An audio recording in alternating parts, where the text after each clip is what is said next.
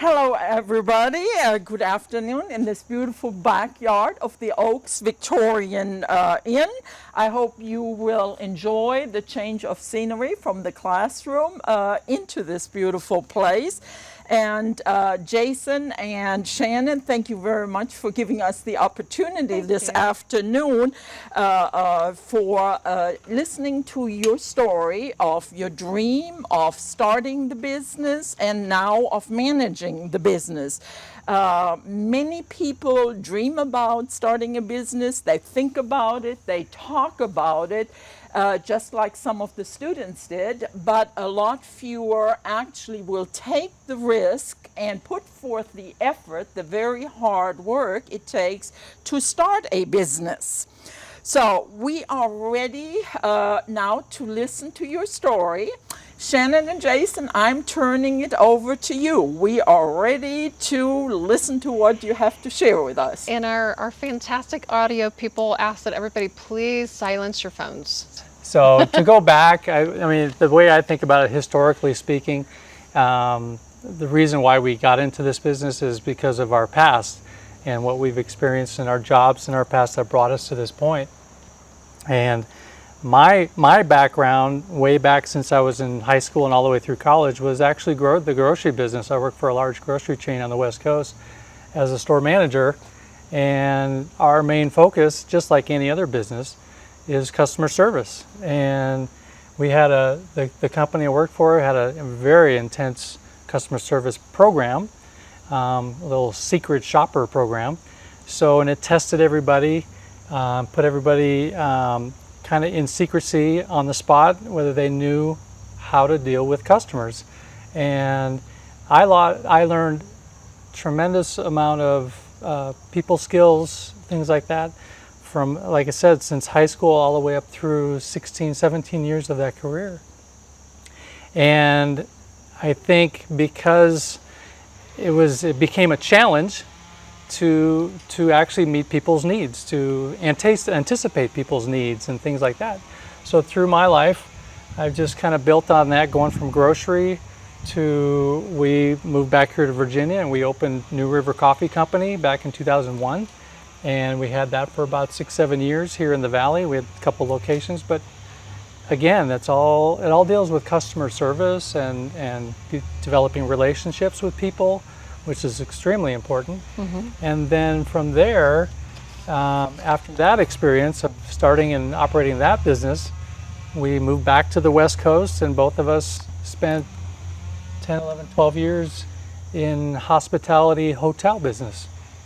So, and Shannon's got a lot more hotel experience previous to that too, but going into the hotel industry was another challenge with meeting people's needs and creating great experiences for people and having people leave with a smile on their face. Mm-hmm. So I worked at a boutique hotel downtown Bend, Oregon, and for 11 years in the guest services side of it, and our hotel was always up in the top 10 in the nation when it came to TripAdvisor service, and so it was fun, and it's always a challenge. I always found to make that guest happy, and that kind of what led me into this dream of ours. And then, are you allowed to share one of the guest experiences where you helped one of the real famous ones? Oh, well, we had all kinds of famous people. All kinds. You mean names? I don't know. Oh, I don't know. Bill Cosby and Robert Plant and Zac Efron. Yeah, That Zac was pretty Efron cool. Yeah. Witherspoon, Reese Witherspoon. I mean, we were the place to go to in Bend, Oregon. And so all the celebrities came and they always stayed with us, and we had a lot of bands and performers, and so yeah, we've dealt with quite a few. So and I always found fun. out after the fact. They'd already left before I found out at home, and I'm like, wait a minute. It's privacy. The guest always has the privacy. So important. Yeah. We don't share when people are on property and those details. So yeah. Well, so my background, I was actually born and raised here in Blacksburg. My family still is in the area, and One of my very first jobs was at the Holiday Inn, which is no longer there. It's right across the street from Montgomery Regional Hospital. And I was going to Ferrum and home for the summer and started working front desk and realized that hotel is just, it's a fun job. You meet really cool people. You meet people from all over the place, and you learn how to anticipate and try to find the problem before it happens, because at the end of the day, you want to make sure that people have an exceptional stay. After Jason and I met, I started working at a resort in Oregon, and quickly went from being a guest service employee to guest service manager, then concierge manager, front office manager. Climbed my way within this one company, and got my gold keys as a Le Clé d'Or Gold Key concierge. And that is, if you have a 5-star hotel, you have to have a gold key concierge for that status. So that again educated me on exceptional service, making sure that you take it to that next level of exceptional service for the guests. But so background, we are guest service people, and it's kind of funny because at the end of the day, being married to each other, we'd come home and we'd share, what did you do today? What was that next big expectation, or what happened at work today that was over the top and fun? And sometimes it's getting the perfect coffee for a guest and you got that compliment, or you got that great review, or you anticipated that somebody needed a razor, you know. So we always do that next big step. Yeah. So then we had the pandemic. And so us both in the hospitality industry, a lot of people got the hotels closed down, people quit traveling.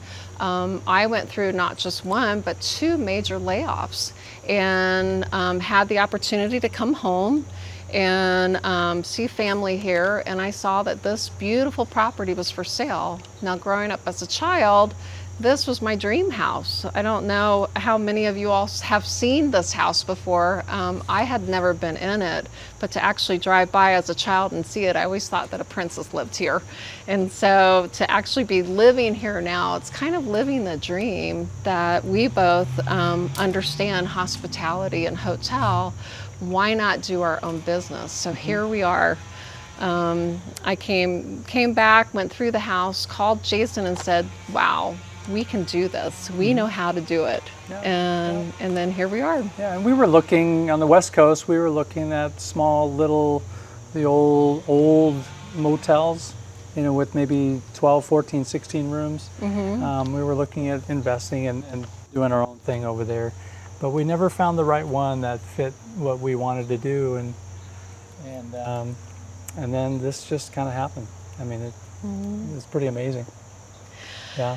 So, how do you make that work? How do you make it come together?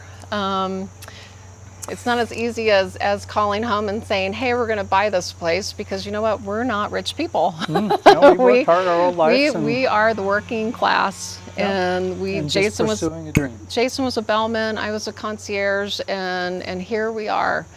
It comes together with a really good business plan, and so I started sketching it out with Jason's help, and together we put together numbers and forecasts and started knocking on bank doors and saying, hey, we need a loan. How are we going to make this come together? Yeah, and you got to remember, we only have 6 rooms to rent, so you got to make all the numbers fit. You only have 6 rooms. It's not a lot of. It's not like a 100-room hotel, so there's not a lot of room for error, in a sense. So the first bank that we worked with, they got very excited, happy to give you the loan. I put together a business plan that showed forecasting of us going, being open 40% or rented 40% of the time, and the numbers kind of came together. Right when we were about to start doing the paperwork on the loan, the bank came back and they were, wait a minute, this is a hospitality loan. We're not doing that because of the pandemic. Our buckets are full. And it was like, what does that mean? And I had no idea that banks actually have allocated funds that go to specific businesses. And so they were saying this past year was so hard on hotels. Because of COVID. and because of COVID, Yep. that we have to shut down any loans that go for hotel and hospitality. And we went into panic mode because at this point, our house is going on the market in Oregon. Did we say that we were living in Oregon? We did. Okay. I think so. And so we real quickly started reaching out to other banks, and we had quite a few right up front that the exact same response. Nope, can't help you. Nope, can't help you. And then we finally got a hold of Pinnacle, and they actually invest in not just small businesses, but they invested in hotel and hospitality and historical properties.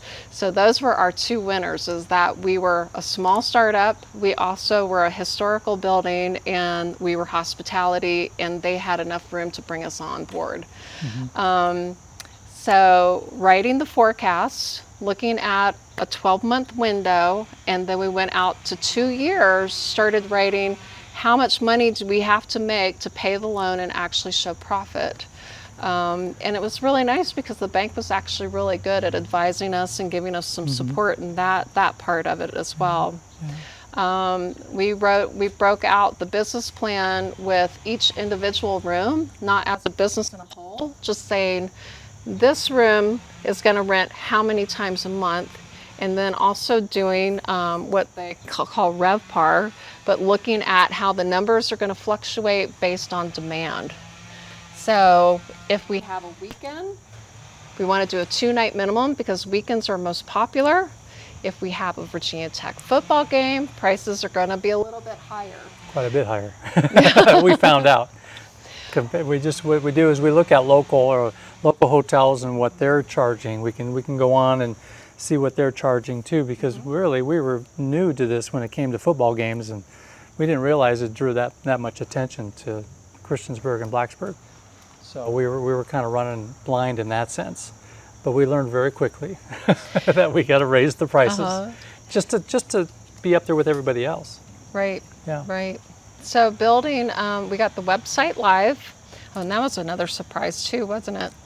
Well, I guess back to the bank. So finally the loan all came together. The bank was very supportive, and they said, how much capital are you going to need to open up, and actually pushed us to make the capital a little bit bigger than we expected, because we were buying a furnished house, and we got here in the house, instead of being fully furnished, was probably more like 30% furnished. So we needed funds to be able to do the furnishings. We needed funding to help with linens, shampoos, amenities. All amenities, all the new beds. We just refurnished pretty much the whole house. Mattresses, linens. So a whole bucket goes towards all those things that you need to get it open, and then also finding items, getting here and actually getting our hands on the items that we needed, right? Then website. So next important thing, going on the social media and marketing. When we sold our house in Oregon, hopped in our car, and I said, we need to start letting people know that we're coming. And so we started a blog coming across the country. And you want to share about that? Or yeah? You can probably describe it better than I can, but because actually she did all the postings and everything, so you're probably better than I am. But so it was just a resource to kind of get the word out, kind of create some excitement, and have people start following what was going on in our lives, and it actually exploded much quicker and much more than we thought it would. I don't know how that all works. She does. We started. It was very interesting. Just started a blog, and it just kept growing and growing with us posting daily on our travels across the country, coming to the Oaks and sharing the story about, this was my dream house. This was something we were excited that we were doing together as a couple. We were picking up and selling everything that we had on the West Coast and coming back home, and it just started growing and growing and growing, that when we got here, it was cute. We walked into our storage unit, and the girl at the storage unit recognized us, and we went, from the blog. what? We're like, And she Wonderful. goes, "You're here! We have been so," and it was just, it was like, "What? how do Really? you know? How do you know that?" And so, yeah, and it's amazing what social media can do in a business positive way. It can also go the opposite direction too if you're not careful. Um, our LLC, we actually did a umbrella for our business name. So the business name is the Oaks Victorian Inn. We have an umbrella name, which is our LLC, is the Bellman and the Concierge. That's us. And then we also registered possible future businesses we might be able to spin off of from this business someday. So that could be a coffee shop, that could be a restaurant, that could be anything. But we actually came up with additional names that we've logged underneath those LLCs that we have locked down already. Just trying to think of the big picture where we're going to take it. And then with all that buzz and social media, this kind of stuff starts happening. We had the Roanoke Times reach out to us and ask if they could write an article, and they came in and did video and wrote or interviewed us, and that's when we had a lot of like blank moments. And we thought we were going to be in an insert on a Sunday morning, and then lo and behold, Monday morning we were the front page. And when something like this happens, other papers pick it up. So then we found out that we made many papers across the state of Virginia, All the way up to Pennsylvania. We got phone calls. Lots of phone calls and lots of bookings coming in. So yeah, it was pretty amazing. Free advertising, exactly. the kind you like. Yeah, yeah. Yeah, and it was amazing how fast it spread. Yeah, it's awesome. Extra special things that we've added, trying to bring that not just the beauty of the house, because the house is spectacular. We love it. We keep pinching ourselves in awe that we're even here, that this has all come together. The rooms are magnificent, but we've changed names of rooms, trying to bring the history of the house back. Now can we tell the story of the house? Well, it's interesting because I didn't realize, I'd never seen the house before we bought it actually. I saw pictures and the video that when she walked through it, but I never saw it with my own eyes until we drove into the driveway coming from Oregon. And I didn't realize the house itself was, so many people knew about it. And it's a historical home, yes, but I just didn't realize it was such a part of the community, and that people were so excited for us to bring it back. I just didn't expect it, and it's still kind of strange to me in a sense. But like this morning, I looked out the window, I was making a coffee, and two people were walking up the driveway, just walking up from Main Street. And I was like, "Who's that?" And so I went out, and we always go out and greet them, and we like to meet everybody. And these folks used to live in Christiansburg when they were younger. They were raised here. They're now married and they live in Salem. And they came up just to walk the neighborhood because they wanted to walk the historical neighborhood. They had a brochure in their hand from the museum down the road, and it had our house in it.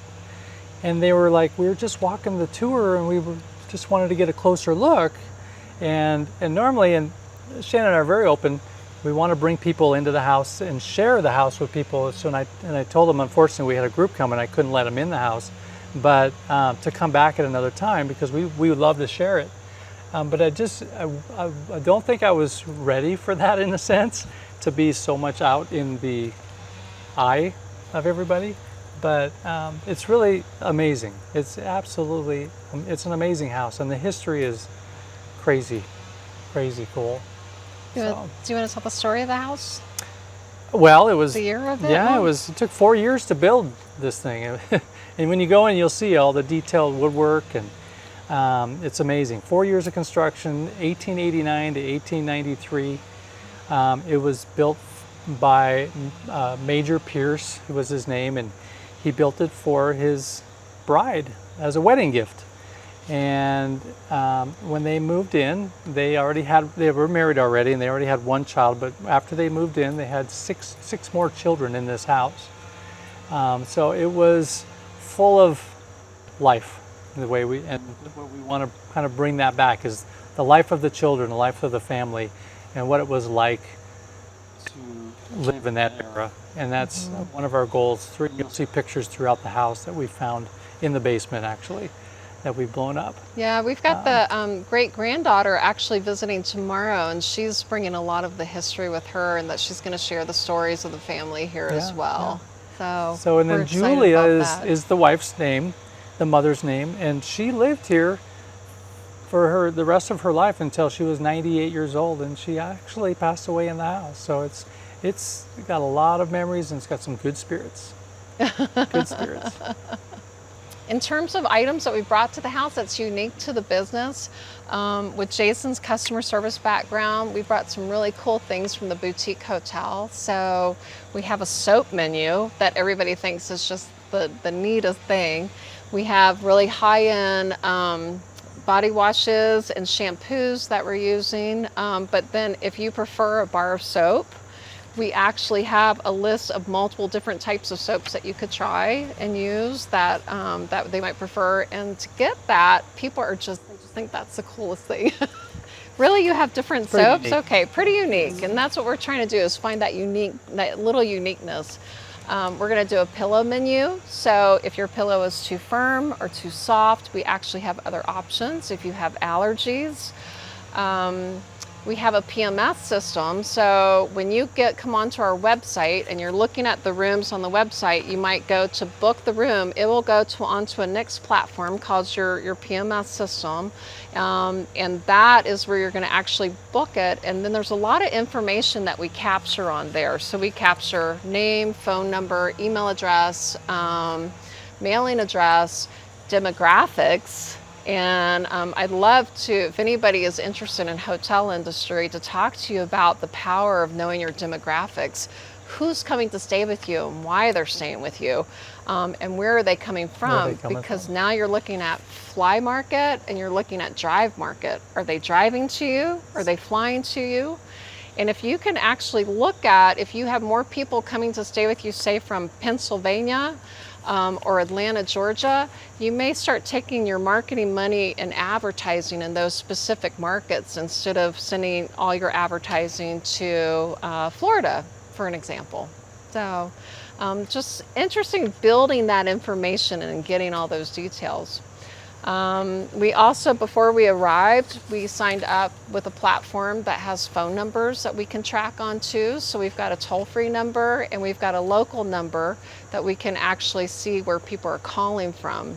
And I'm trying really hard to not go with third-party marketing, which is your Amazon, or not Amazon, I'm sorry, Expedia, Booking.com, Airbnb, because you have to pay commission. And we are just not that big. We only have 6 rooms and we have to maximize to the highest amount that we possibly can. And paying commissions, all of a sudden that bottom line, your profits start kind of going out the door. Yeah, because usually those sites they're budget sites, and they're trying to sell the rooms as cheap as possible, because they're just trying to make a sell, and that's not our goal here. Is just to sell to just anybody. We want to make it really personal, and people that are willing to spend the higher dollar for the higher dollar room, those are the guests we want, because we can give them the attention, the expertise, the concierge service. So that's what we want. And usually when we get a reservation, not usually, every time, when we get a reservation, we actually personally call those guests before they come in, because we want to get to know them before they get here. And we want to know what their expectations are, where they're coming from, and why are they coming here. And that way we can relate to them and we can get to know them on a personal level. So when they drive in, we can call them by their first name and make it just as personal as possible. And that'll go so far in this type of a business, because they'll tell so many people about it, and it's just word of mouth. And that's really how we're getting all our bookings right now. Word of mouth. Mostly word of mouth. So, yeah. Let's see. The other neat thing that we're doing is Jason is a phenomenal barista. Coffee. We love coffee. So we are doing actually a cafe doorside service. So bet you think bed and breakfast, we're not a bed and breakfast. We are actually a boutique inn. So what does that mean? We are a small, unique business that is sharing a beautiful experience here. We're not doing the bed and breakfast as typical where they have everybody come together at 9 o'clock at one big huge dining room table and you have breakfast together with the whole group. You're actually going to get the option of choosing off of a cafe menu when you check in. You choose what coffee you'd like, or if you prefer tea, or maybe you don't drink any of it. Maybe you have orange juice, but you choose whatever beverage you want, what time you want it. We'll provide a tray with your beverage, usually really nice coffee, a fresh baked item of the day, and then fresh fruit. Knock on the door, it's door side, so it's really high-end room service. And then you enjoy it in the beauty of your room. And it is just everybody loves it. So far, it is just being received so well that people love that experience. Yeah. Oh, absolutely. Yeah. Anything else? What else? Well, Shannon, since I was treated like a queen here, yes, Jason is a barista, but tell them maybe something about the blog and who does the preparation of the food, the scones, Oh, sure. So She's that the cook. enhances the She's the baker. experience. Yes, yes, Creates all the yes. food, that's for sure. So the last 10, 12 years, I was doing more advisory work with hotels and resorts, so a company called Navis, and I was doing the advisory work for huge resorts actually in Hawaii. At one point I had 27 different properties that I was working with, and so I learned the marketing side of it, social media, and it was funny. I was kind of the older guy. A lot of my coworkers were referring to me as mom, and my son, who's in college right now, he's a junior. He challenged me a few years ago and he said, Mom, you need to get out there and do something on social media, do a blog or do a vlog. He was trying to get me to do a vlog, and I was no way. And he said, find something you like. And so I started a blog about cooking. And we were in Oregon at the time. And so my mindset was sharing stories of memories of childhood in the Appalachian or in Virginia, country recipes that if you think of one of your favorite meals, there's got to be a story around it. So it might be something that your mom made or that your grandmother made or that maybe your dad, and that you had such a great experience to remember around that, and there's always a story behind that. So that's what I started doing, sharing these great childhood stories and then sharing other family stories. So there is actually a blog out there that's been running for quite some time, and it's gone international. So there's quite a few people that are reading it. And when we started traveling across the country, I stopped cooking, of course, because we're driving. I started getting notes from people going, are you okay? Because you quit sharing recipes and items with us. And so I have to get back onto that a little bit better. But I am doing the cooking. Yeah, the cooking. and, She does scones, muffins, little quiches. I mean, people are very happy. Yeah, it's been fun. It's Very been fun. tasty. It's She been does a great fun. job. Very Yes. creative. Yeah. Very, very tasty. And then items when we got here to the house, there were items that we needed to seriously address. So there were some top expense items. One of them you'll see today, it's behind you. The deck actually was completely falling off the house. When I saw it in February, it had snow on it. When we got here, it was completely unsafe. So we had to have that refurbished and rebuilt. The thing of the house being a historical landmark, you have to do things like for like. So that's really hard to do. So we were really fortunate. I feel like we had a little angel looking over us, but we actually found the exact pickets in Pennsylvania, and we found 2 young men that just got their license for construction. They had time, they came in and did a phenomenal job and built our beautiful deck. So now we've got a great place for people to watch the sunsets. But it was definitely one of those unexpected Expenses. that we walked into. So, and every business is going to have that. Every time we went in to fix something, we found something else. And it's an old house, so you're always going to have something that needs to be fixing. So yeah, we went into it knowing there's going to be some expenses, but we did come across quite a few more. We actually added a whole AC system for the second floor. Every room upstairs on the second floor had a window unit air conditioner that was hanging out of the window, and it had been there for probably 20 years. They were all like glued in and caulked in and everything. So we cut all those out and we replaced it with an air conditioning system up there. So that was another, pretty much, it was a planned event, but we didn't know it was going to be so much. But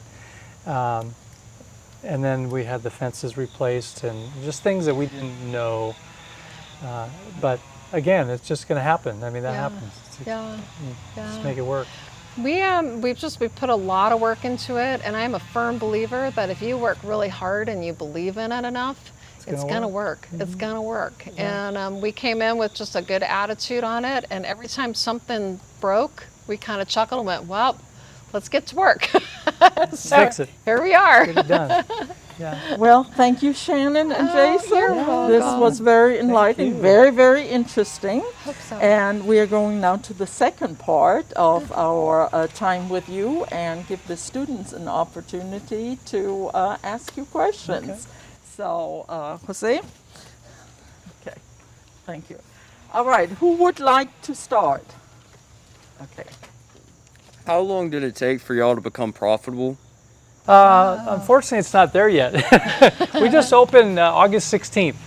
So we were planning out when we moved here, we thought the house was going to be much more turnkey ready in May. We were going to open in June. Of course, it wasn't what we thought it was. So it just took longer, took a couple months longer, August 16th. And now I could say that our revenue right now is probably very close to our expenses, so it is getting closer, and we foresee we've got bookings in the future. Like October will be a profitable month, but we do have a lot of expenses we're still paying for, so that kind of That throws a cue into that. But the it's a good question. and time wise, I don't know if everybody understood that. So I came on Valentine's Day this past February, and then we sold our house in a day and a half in Oregon, and we were here in May. And then we thought we'd be open in June. That didn't happen. Then we thought we'd be open in July, and finally we got open July 16th August 16th, and we've been running ever since. So this has all come together in a very short period of time. And also, we're trying to avoid. We don't want to book. This kind of sounds weird. We don't want to sell too many rooms right now because we want to go into 100% prepared for all the guests and give the guests, each and every guest that comes in, a great experience, and we don't want to miss anything. And so we're kind of learning as we go. It is different running a hotel compared to a bed and breakfast or an inn. So we're learning things every day that we need to improve on, and we're also trying to get rapport and also reviews and things back from the guests that have said ways we can improve. There's always room for improvement, so that's what we're looking for. Okay. Thank you. Who is next? When you had the interest in investing in the Oaks Inn, what was it like when you pulled the trigger and decided you wanted to take that leap of faith? I didn't hear the first part of it. When you had the interest in investing, when you knew you wanted to invest in it, what was it like when you just pulled the trigger and just took that leap of faith? Well, It was.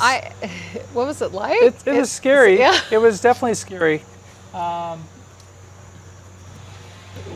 The funny thing about it is timing was kind of crazy because we really still didn't know if we had 100% of the loan for this because it was a startup loan. It took a lot the more. gate.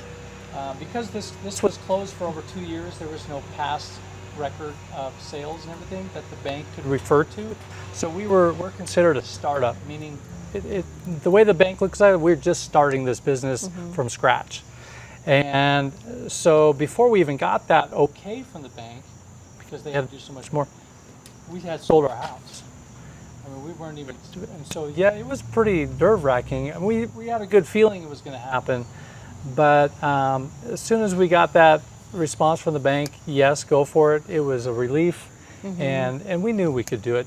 We knew we could do it. We just knew it was going to be a lot of hard work, and I think we were prepared. But it was extremely exciting.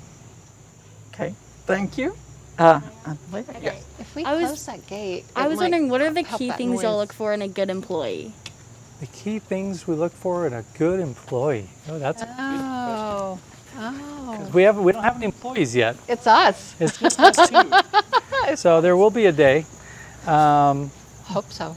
What do we look for? I mean, obviously, it's got to be not personality. How people deal with people. Really good communicator, pretty outgoing and positive. You got to remember that the guests, you're going to be facing in front of the guests a lot of the time. And A good listener. great listener, and just self-motivated, I would say. Yeah. Yeah. The thing about the hospitality industry is every guest is different. Every guest has a different need. Every guest has, and you just kind of have to go with it, Yeah. The really neat thing that, especially Jason's property that he was worked at for so long, they really did not have a limit on solving problems. So Yeah. they were allowed to, if a guest needed something very specific, they were allowed to make it happen. And so that's If nice. guests came in and they needed something specific and we didn't have it, we were allowed to get in the company car and drive to a store and go buy it and bring it back to the guests. I mean, of course, we're not hundreds of dollars. We're just talking about maybe a hairspray or something like that, something that maybe they forgot. But we had a lot of flexibility, and the hotel had a nice budget where they could afford to do that. But the goal was make sure that guest is happy. You never say no. But being creative, and then, especially in the reservation side of it, trying to learn as much about that guest before they get here, talking to them on the phone. That's why we do reach out and we call people to make sure we understand. We don't want them to show up and go, oh, it's our anniversary. We want to know before they get here so that we know what is her favorite colored flowers, what year is it? Maybe we can have, if it's their 6-year anniversary, we can have 6 chocolate covered strawberries waiting for them. Maybe they don't like alcohol, maybe they like sparkling cider. We could have that waiting for them. And so just trying to be ahead of it before they arrive, and that you always have that wow factor. Okay, great. Yeah. All right. If you guys could start over today, is there anything you would want to do different? Do differently. Yeah. I know for me, I would have liked to have come here and actually see the house in person and walk the grounds. And There was a lot of trust here. and see what I was up against, because I didn't know we were going to have to repair the fence there was a lot of unknowns. I think personally it would have made it easier. I don't think it would have changed my mind about purchasing the property. But I think that's the one thing that if I could have done different.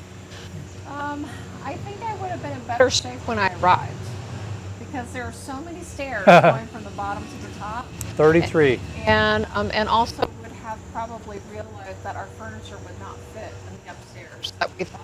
We packed up and hauled all of our furniture from Oregon, thinking we would be able to furnish our apartment on the 3rd floor, and the staircase is only 23 inches. And so we looked at that and it was like, oh boy, we got to sell a sofa.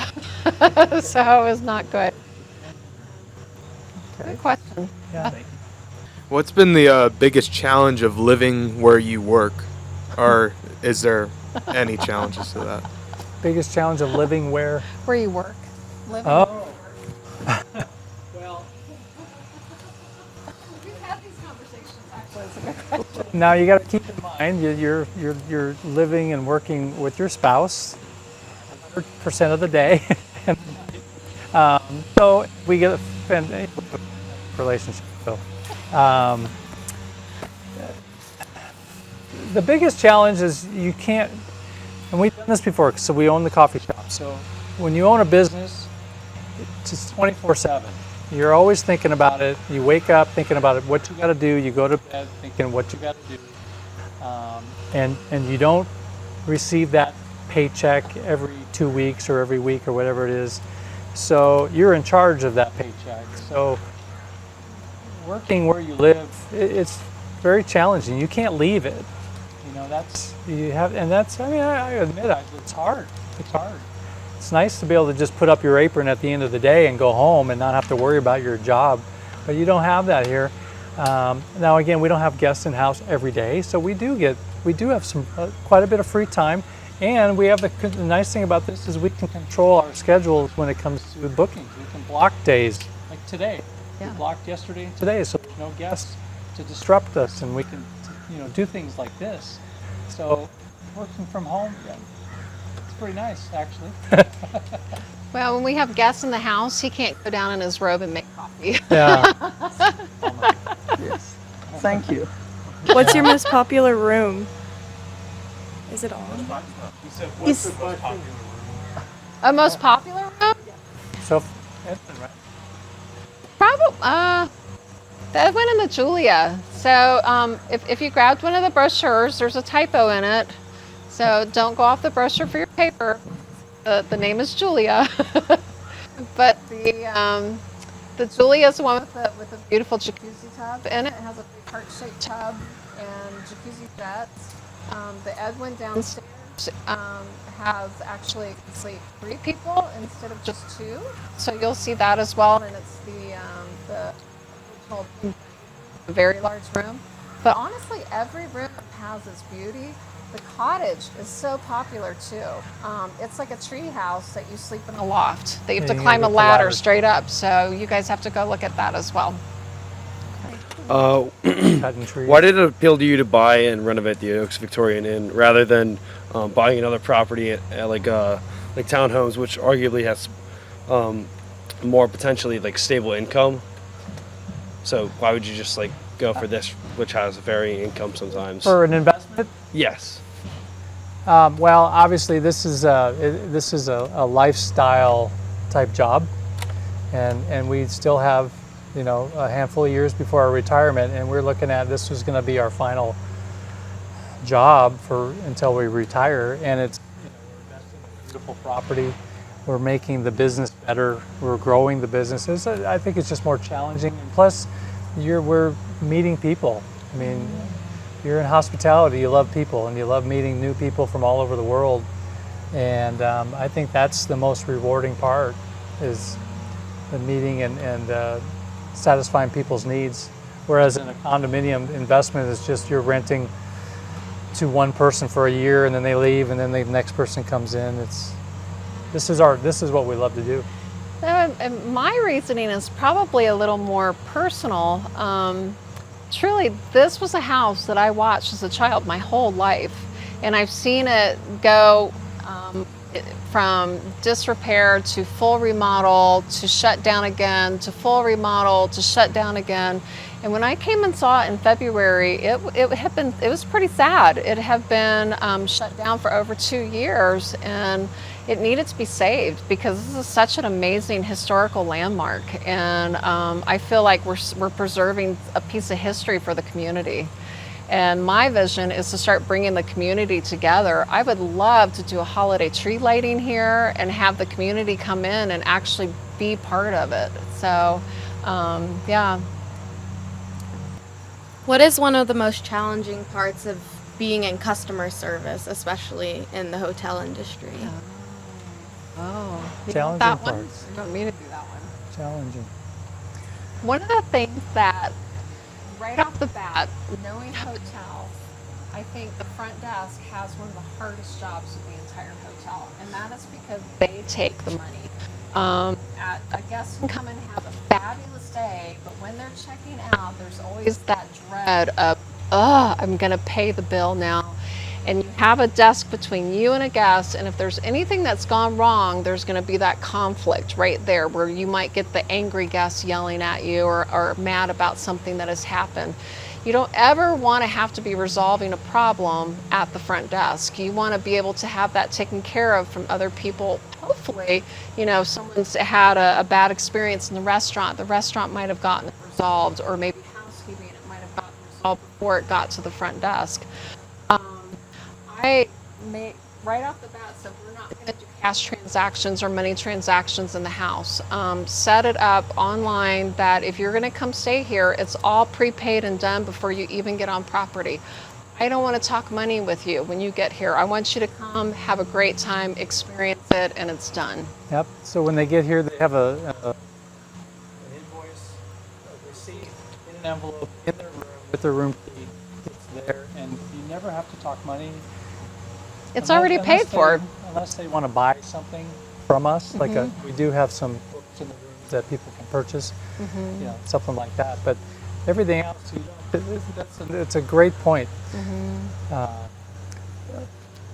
Another challenge, I mean, I think one of the just as important is housekeeping. And if you ever stay at a hotel or something, I think housekeepers never get as much credit as they deserve, because keeping a property clean, so there are no complaints. Every little spot on a sheet that you could miss, or a piece of hair in the bathroom. I mean, those are the things that it doesn't take much to upset a guest and ruin a stay. So housekeeping, I have a lot of respect for housekeepers. I've worked with a lot of them. I've worked in that department before to see what they experience, and that's a huge challenge to make sure, because if you can, and like she said, that concierge, whoever's checking out that person, they're leaving, if you can take care of all those little fires throughout their stay and make sure it doesn't turn into a huge flame, then that experience of paying is not an issue at all, because they're happy to be paying that money. But it's that housekeeping, I think, is amazing. And then, I mean, looking at the big picture, if you don't have a good team, if everybody's not on the same path and working towards the same goal, it's not going to work. What advice or warnings would you give to young entrepreneurs? What advice would I give to? And warnings, advice and warnings. Advice and warning. Advice for an entrepreneur, I would say follow your heart, follow your dreams. You never give up. I mean, we spent most of our life working hard, but we've always had a dream, and it's come true to us, for us. And warnings? Well, advice I wish somebody had told me when I was younger is to save. Get your little savings and let it grow and work for you. As soon as we finally got to the point where we started those 401ks, you get the job where you can start getting a little investment going, it starts growing for you. And then when you become our age, you actually have a little nest egg to not be so worried about, you know, possibly the future. Good advice. You know, and working hard. It doesn't hurt to work hard. And if you have a failure, don't beat yourself up on it, because you know what? We've all had failures. We've all had mistakes. I've had my share. Jason's had his share. And you learn from it and overcome it. And then one day, I promise you will always look back and realize, wow, that made me a better person for going through what I went through. Because life isn't easy. Life is hard. But I always say work hard. My first job, I was 16. You know, I believe in it. Thank you. How many employees do you think you will hire? Okay, I didn't hear You that. mean at the busiest time? I mean, if we're like, What was the question? how many employees do you think we'll probably need? Oh. Size like this, really probably. 2 maybe? I mean, it depends on how much work we want to do. 1 or 2 is really all we'll need for this many rooms. So now, but there are other things that I want to do, and I really want to do some type of shuttle service that brings in like wine wine tours or brewery tours, or maybe transportation from the airport. If we could have transportation, now you have to bring in another person to help with that. So or if we, it depends on where we branch this to. Right now, it's just us. Ideally, it'd be nice to have help, but we're doing it. Do y'all plan on like making like another Victorian Inn, like in the next 10 years, plan on like expanding, maybe making it bigger than what it is? I don't think you can duplicate this, because Okay. this is pretty spectacular, and you'll see when you go through it. If we took over if we remodeled a different house, Yeah. probably. I don't know how to answer that one, but I do foresee that we might do other businesses from it. Yeah. So remember I said we've got that LLC umbrella, so we've got the Bellman and Concierge, and we're doing business as, which is our DBA, the Oaks Victorian Inn. We also added in there Tovi, which is the coffee company, the vision of doing coffee again. Yeah. The Oaks Victorian Inn is Tovi, but we found a great coffee nearby that we're using instead, which is brew coffee, and it's phenomenal. So then you go, well, what else could we possibly do? Maybe a touring outfit, but we have those avenues open to expand right now. Maybe come and ask me in 2 years what we're going to be doing.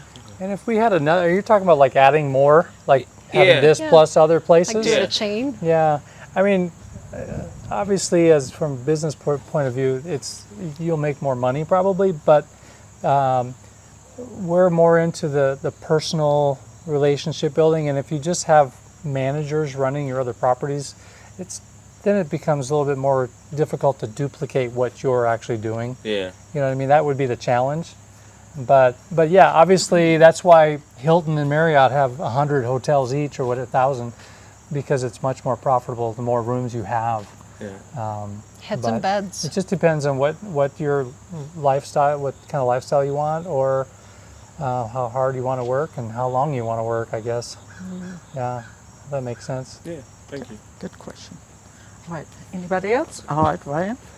Yeah, were you guys worried about location? Coming back from the West Coast, kind of not being in a bigger city, sort of kind of rural. I was. Christiansburg is, to me, is not known for, a huge outdoor recreation hub or anything like that. It's just a very small town. Where we came from was a destination recreational mecca, was Bend, Oregon, and the hotel I worked at was right downtown, and people came from all over to come to Bend, Oregon. It was a tourist place, where this is not a tourist destination. So our clientele is going to be way different than what I'm used to, and I was a little nervous. Is how are we going to Get them here. Get them here to stay with us? I know once we get them to stay, they'll have a great experience, and hopefully, then they'll come back. But getting them to come to Christiansburg, I didn't know. But then Virginia Tech came into the picture. I didn't realize how, my gosh, that's our bread and butter right now, is the weekend football games. But they don't have football games year round, so you can't we can't rely on that year round. But we have swim meets at the aquatic center. We have fall leaves. You have people who actually travel bed and breakfasts. Had no idea that existed. Yeah. Just learned that one. Yeah. and they collect mugs. Yeah. So, we're learning as we go along and trying to find those avenues. I know how to advertise on Booking.com and Airbnb and Expedia. I don't want to go that route. I want word of mouth, and I want that different customer that wants the traditional stay. Yeah. And maybe they will make it a tradition and come and see us repetitively, come back again and again. So right now we have people begging to book in 2024. And I'm like, I have no idea how to get my system to do that. Yeah. It's really interesting, the demand right now. People want this type of stay, and they like the uniqueness, the privacy. Certainly, it's normally quiet. Yes. But yeah. Yes. How many people do you all work with that are legal, like including accountants and lawyers and stuff? That for advising? Yes. Well, actually today we've got a financial advisor that we just reached out to for personally to figure out what to do with, because now we're not employees of a company, we're now self-employed. So we have to try and figure that one out again, like with our 401ks and you know, just bank accounts. We have a CPA, we'll get an accountant to help us with accounting. We have one young lady who's a friend who's been giving us, you know, tips about Virginia Tech and the area and the school events and that type of thing. But really, that's it. Yeah. It's us. Yeah. We had an attorney help us set up our LLC, and that was just a really email back and forth, and that was it. It was a one-time fee.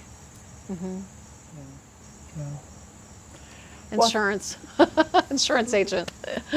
Well, thank you, Shannon and Jason, for answering all that questions. Thank you for asking very good questions, my students. It was very good to have this experience with you. We are concluding the official part of our field trip at this point in time. So for those of you who have a 3 o'clock class, you may leave, and for those of you who would like to be in a small group to take a look at the inside of the house, you're welcome to stay, all right, and take a look. It is probably like nothing you have seen before, and I encourage you to do it and tell your parents and grandparents about this lovely place, because they might want to come and stay here. I already booked my next reservations for October. I will be here every season at least once. So thank you very much.